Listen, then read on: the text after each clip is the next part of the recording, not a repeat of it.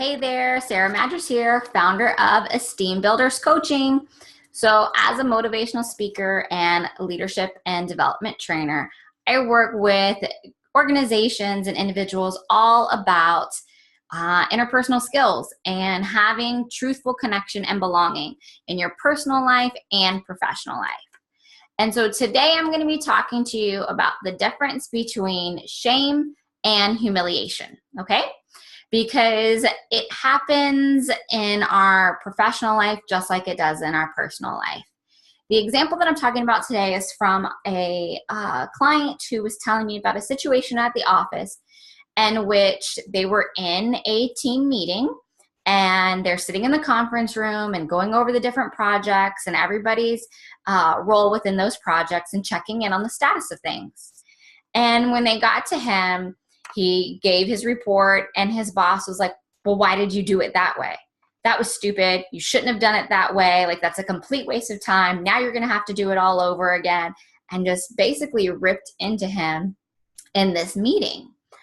And so he had two options after that. He could have taken it and taken it in and internalized it as shame, or he could just view it as humiliation, that his boss humiliated him.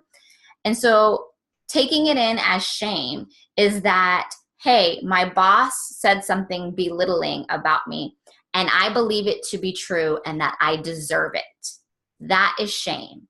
It's believing it to be true and believing that you deserve to be treated that way.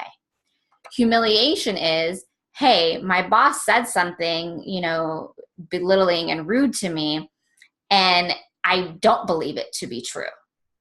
And so he said, so I said, do you believe that what your boss said to be true, that you are stupid, that that was a dumb idea, that you should have done it a different way? And he said, no, I don't. And I said, do you believe you deserve to be spoken to that way, to be name called, to be reprimanded in front of the team?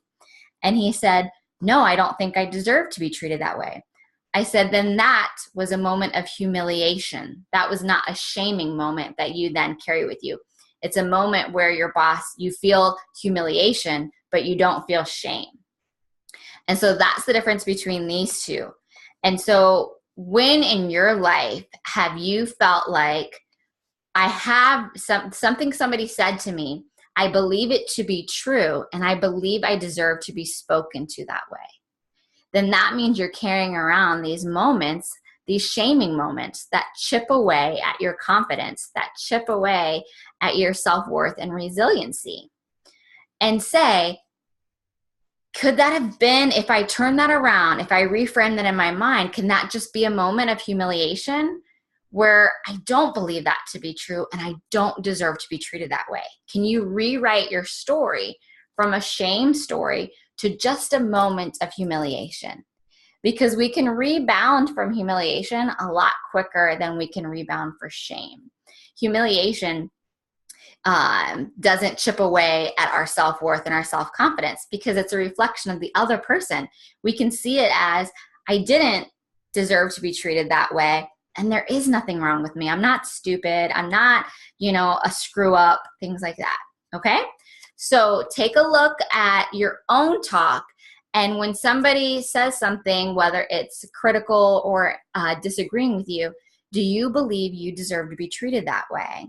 And if so, then that means that you're carrying around those shame stories, and try to turn them around and say, wait a minute, I don't deserve to be treated that way. That's a reflection of that other person and the things that they're still working on. All right. Thanks so much. If you're enjoying the things that you hear and you want more of this, then hit the subscribe button. I send out weekly content videos. If you are experiencing shame or humiliation at your workplace and you want me to come in and try to help out with one of my workshops, then shoot me an email at the email listed in the description. Thanks so much, and until next time.